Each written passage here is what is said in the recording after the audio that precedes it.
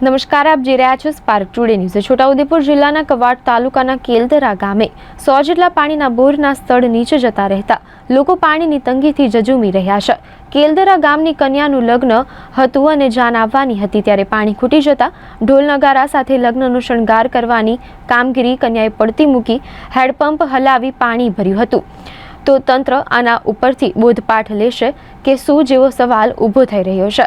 હાફેશ્વર પાણી પુરવઠા યોજનામાંથી નર્મદાનું પાણી આપવા માટે પાણીની ટાંકી બનાવવામાં આવી અને પાણીના નળ બેસાડવામાં આવ્યા, પરંતુ તે શોભાના ગાંઠિયા સમાન હોય તેમ લાગી રહ્યું છે। જો કે દુલ્હનના પિતાના જણાવ્યા મુજબ ઉનાળાનો શરૂઆત થતાની સાથે જ પાણીની તંગી ઊભી થઈ છે। મારી દીકરીના લગ્ન હોવા છતાંય મારી દીકરીને અને એની બેનપણીઓને લગ્નની વિધિના પહેલા હેન્ડપંપ ઉપર પાણી ભરવા જવું પડ્યું। જ્યારે ટેન્કરો અને જગ મંગાવ્યા હતા તે ખલાસ થઈ ગયા હતા। મારું લગ્ન છે એટલા માટે મેં પાણીની સુવિધા અમારે નહીં, એટલા માટે મેં પાણી લેવા આવી છું। પણ તમારી જાણ આવી છે બેન પાણી લેવા આવ્યા? અમારા ગામમાં પાણીની સુવિધા નહીં, એટલા માટે અને બોર ટેન્કર ને પાણીના જગ ને એવું મંગાવ્યું છે, પણ તે બી ખતમ થઈ ગયું છે, એટલા માટે મેં દૂર પાણી લેવા આવી છું। એ માંગ છે કે પાણીની સુવિધા હોવા જોઈએ એમ, પાણી નથી એટલા માટે પાણીની સુવિધા મારા ગામમાં આપણને દેખાઈ રહી છે। ટાંકી લાખો રૂપિયાના ખર્ચે ટાંકી બની અને પાઇપલાઇન પણ ગામમાં થઈ, ઘરે ઘરે નળ કનેક્શન પણ અપાઈ ગયા, પણ નળની અંદર ટીપું પાણી નહીં નીકળ્યું। ગામ લોકોને તમામને પૂછો તોય તમને એવો જવાબ મળશે કે પાણી દેખાતું નહીં। તો મારે એટલું જ કહેવું છે કે ખરેખર જો સરકારને આદિવાસી પ્રજા માટે ચિંતા હોય તો હાપેશ્વરનું પાણી જો કાઠિયાવાડ સૌરાષ્ટ્ર તરફ અને દાહોદ ગોધરા તરફ એટલી મોટી લાઈનો નાખીને લઈ જતા હોય તો આ કવાંટ તાલુકાનો શું વાંક? આદિવાસી સમાજના માણસો છે, તો આ બાબતમાં સરકારશ્રી ચિંતા કરવી જોઈએ કે દરેક માણસોને પાણી મળવું જોઈએ। તો દરેક કોતરોની અંદર પણ પાણી છોડવું જોઈએ। આખા તાલુકાની અંદર આ પ્રશ્ન છે।